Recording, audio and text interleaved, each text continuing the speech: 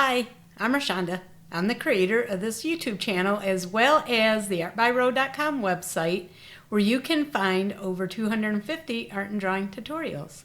In today's video, I'm going to be drawing a castle, so I hope you will join me and follow along with that. So let's go ahead and go on over to the art studio and get started. All right, let's get started drawing a castle. So like usual, we want to start by putting in some basic shapes. So this is just going to be a real easy, basic kind of a castle with the main area, a couple of towers. So the main part will maybe be around in here. I have another tower over here, and we'll add some texture and whatnot to it. You can put a line of symmetry if you want. Sometimes it makes things a little bit easier to follow what we got going on. So now we can start adding in some of the details. So of course our door is going to be right around in here, and then we'll have a little path coming up here. Angle these lines out a little bit just to give it some perspective. We want to make sure these are pretty much even. We don't want them to be lopsided. So for the top of the tower, what we want to do is curve this line, and then we can clean these up a little bit as we go, and then make the peak come up there. You can use an eraser to clean it up a little bit if you want.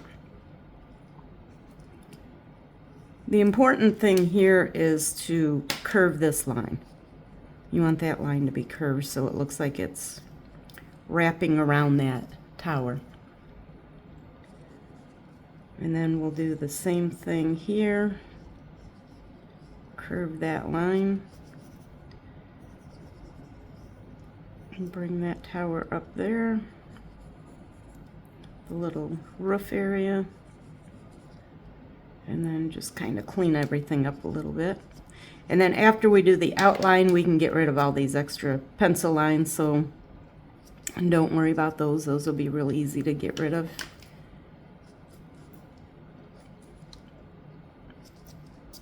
So we're just kind of refining everything as we go. Just pick an area and start working on it. What I like to do as I'm drawing, because drawing is really just a series of decisions. And sometimes you don't know what those decisions are that you want to make. So start with the areas you do know. Start with the easy things, and as everything starts coming into place, then these other decisions will get a little bit easier. So for instance, if you're not sure how you want to do the door, if you want it opened or closed, if you want to put a little gate on here, there's a lot of different things you can do. And if you're not sure exactly what you want to do, then work on some of the easier areas while you think about the other stuff, the harder decisions. And then as you're moving along, you'll start getting a little bit of clarity on these other areas. As they say, action creates clarity. So the more you do and the more you're working on it, the clearer everything else will become. And then we can put some, make this like a little, maybe a brick or cobble walkway. And then the only other thing we need to do for the details here is just to add some windows. So these ones, I'm just gonna make some rectangles, and then maybe one down here. Let me put this up higher.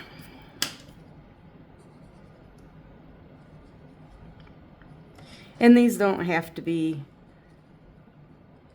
perfectly even and straight. Sometimes, I'll probably curve these a little bit. Sometimes drawings look, I think anyway, more interesting if they're a little uneven, a little wonky looking. It makes it a little more fun, I think. Everything doesn't have to be perfect. If your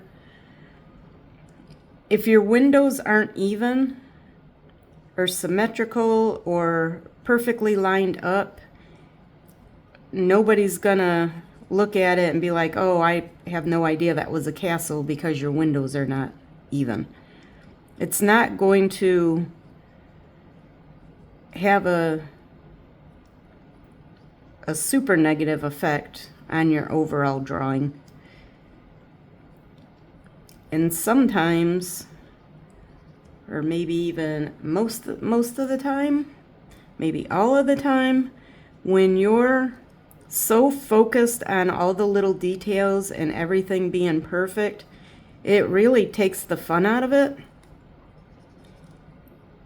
And that can lead to you getting discouraged to the point that you think you're not good at it.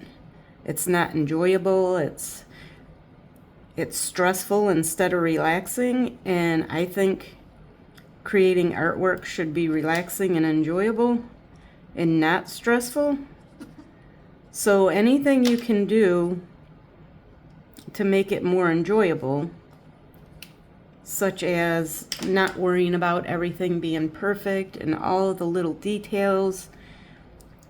Anything you can do that makes it a little bit lighter of an experience, I think will benefit in the long run, because if you're not practicing, you're not going to get any better. You have to practice at any skill to get better. And creating art is just a skill like anything else. And you have to practice at it. So the more enjoyable it is, the more likely you're going to be to practice and the better you're going to get. And then maybe at some point when you get really good at it, or down the road a little ways, if you want to be a little harder on yourself, and do it then. But for now, when you're learning, and if you're on this channel, then I'm assuming you're a beginner, or somewhat of a beginner anyway, then you're just starting out, you're learning, and you need to keep it fun and enjoyable. I'm just making some lines here for the brickwork. And you could do this more of like a cobblestone and put individual stones in there instead of the brick pattern. That's up to you. I'm just gonna throw in some lines here for the bricks real quick. That would be there. With these windows, sometimes it gets a little tricky to keep track of where you're at. So that's pretty much it for the drawing part of it. I added some bushes down here at the bottom. We got our bridge. I'm just gonna make this door open, and I'll probably just fill it in. And then we could add in maybe just some little hills back here. Again, you can make this straight, you can make it uneven. That's up to you. It depends on the style that you're looking for. So now the next step is going to be to add in an outline. For the outline, I'm using these Edding outlining pens. You can use any kind of pen. You could use a marker. And all we're going to do is just trace over top of these pencil lines. Anything you want to keep, so if something doesn't look exactly how you want it to, now is the time to fix that before you make it permanent.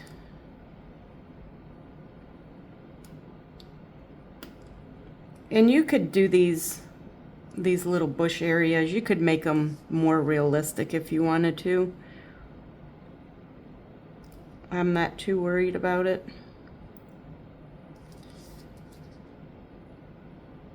And then after the pencil lines are all covered up, what we can do is use a big eraser. This is just a black eraser that came in a cheap set of pencils that somebody had gotten me, and I kind of like the eraser. So once the pen is done, we can just take the eraser, go over the entire drawing, and get rid of all of those pencil lines. But I am going to speed this up, do a time lapse here, so you're not getting too bored watching me trace over pencil lines. So I'm going to go ahead and do that, and I will be back when I have it finished.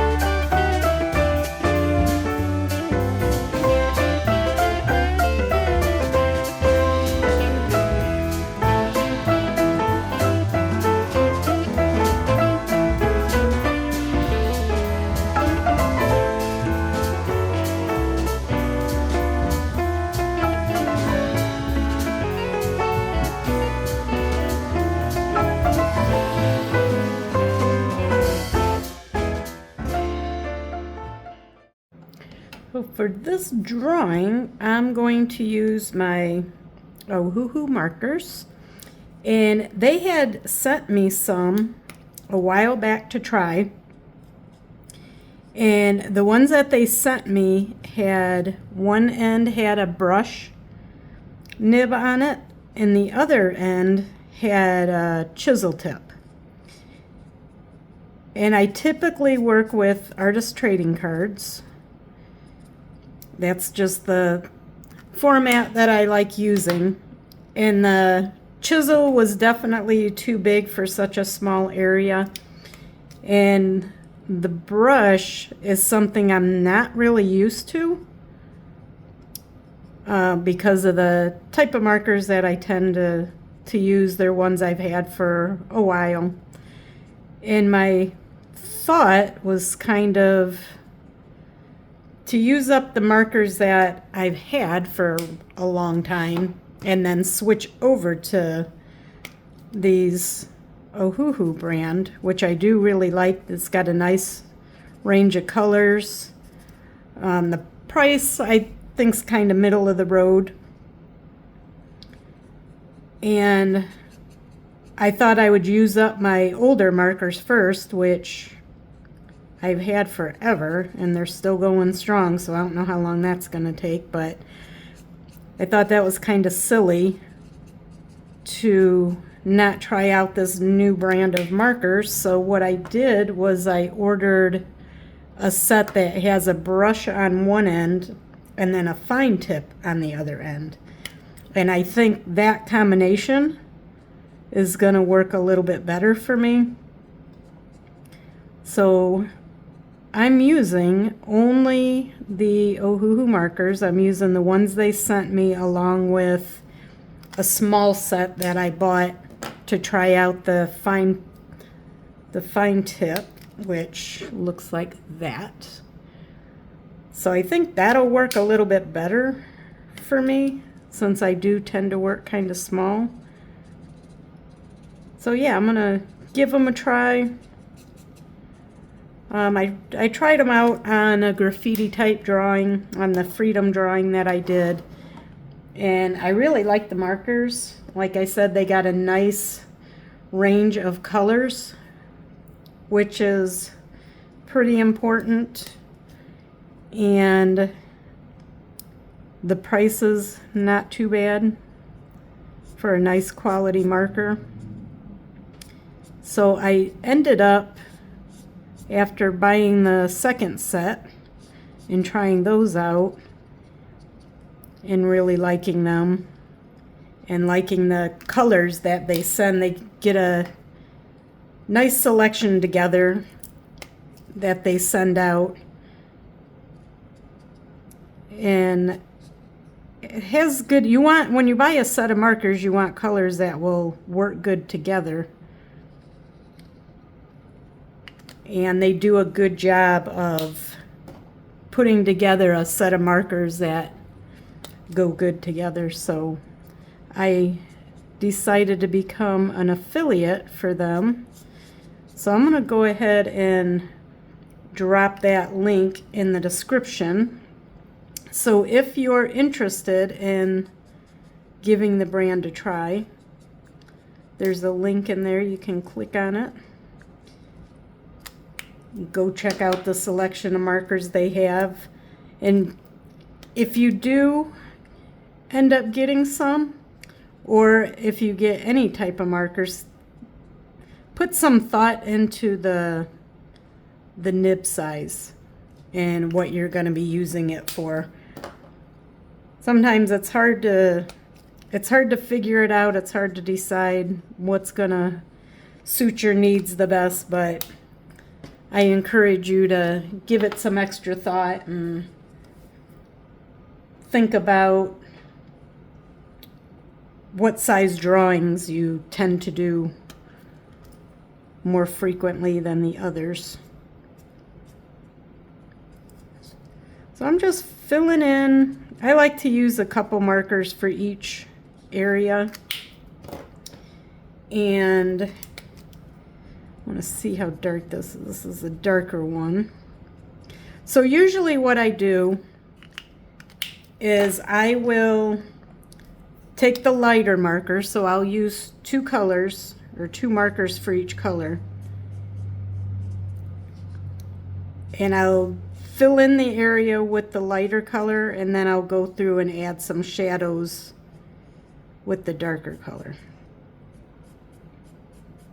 I do like these brush tips, but I've not really used them much.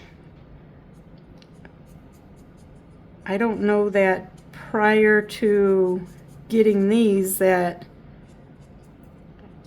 any of my markers are the brush tip, so it's going to take a little bit of getting used to, but it's not too bad. It's pretty manageable for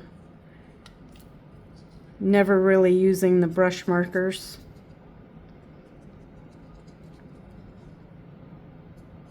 So what I'm doing is just adding some darker areas And you can kind of do this as much or as little as you want, but it'll help add a little bit of depth to your drawing and make it less flat. Now this marker that I'm using right now is the same one I did the base color with, but as you layer it up, it will get a little bit darker with each layer. So keep that in mind. I like to kind of blend the two colors, so I'll go back over it with the lighter marker.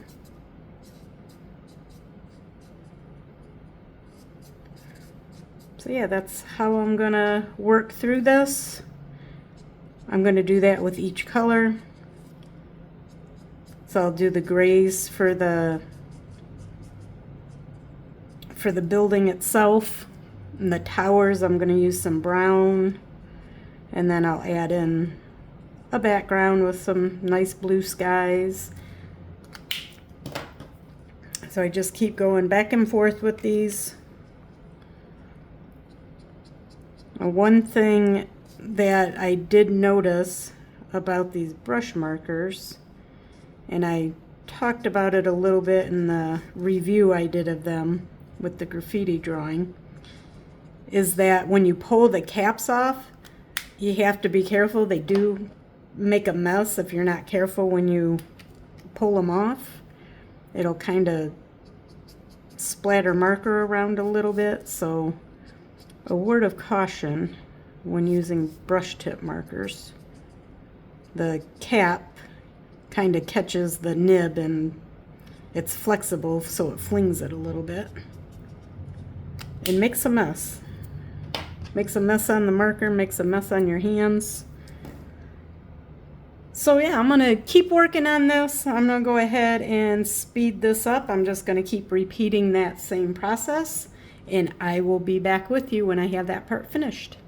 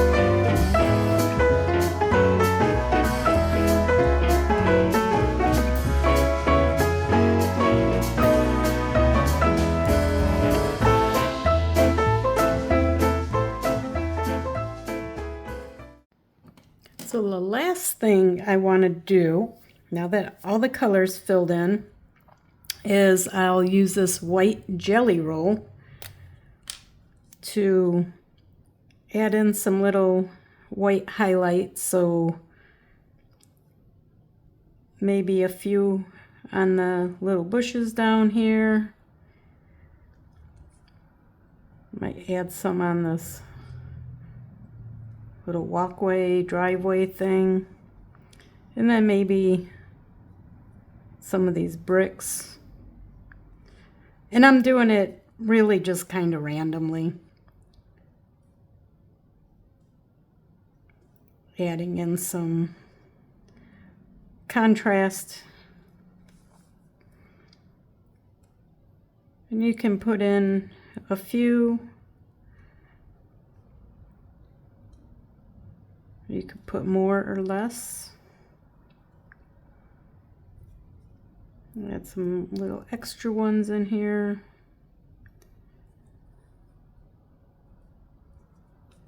Maybe a few up top. And that's pretty much it. That's gonna finish this up.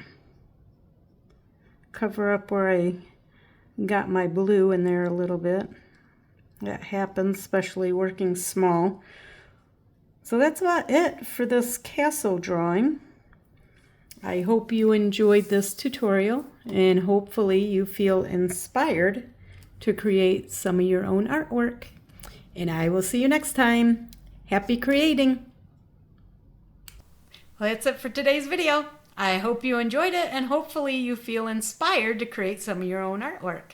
If you did enjoy this video, please give it a like, and also you can subscribe if you want to get notified of future videos. But before you leave, check out that description box. There's a freebie in there on how to make your own artist trading cards, and that link for the Ohuhu markers if you're interested in checking those out. I will see you next time. Bye!